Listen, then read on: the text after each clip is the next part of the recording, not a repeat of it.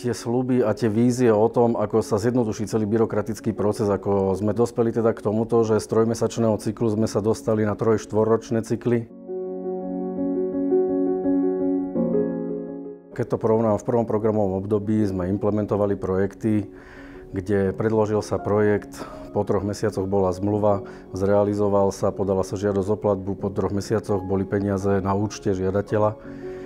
V dnešnej dobe sme v situácii, kedy obce, ktoré predkladali projekty v 2019, máme rok 2024, tak začínajú prvé obce vidieť peniaze na účte po dlhom byrokratickom boji.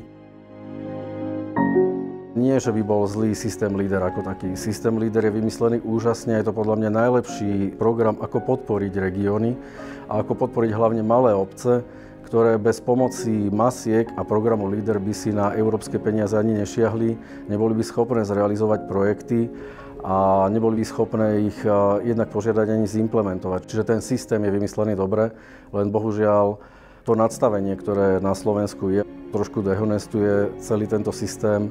Získava to bohužiaľ zlé meno maskám, čím sa masky stávajú čierny Peter v rukách úradníkov a ministrov.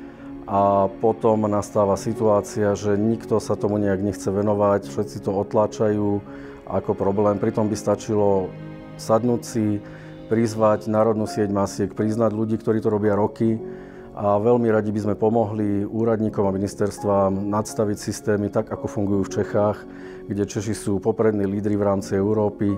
Dá sa to, len treba chcieť.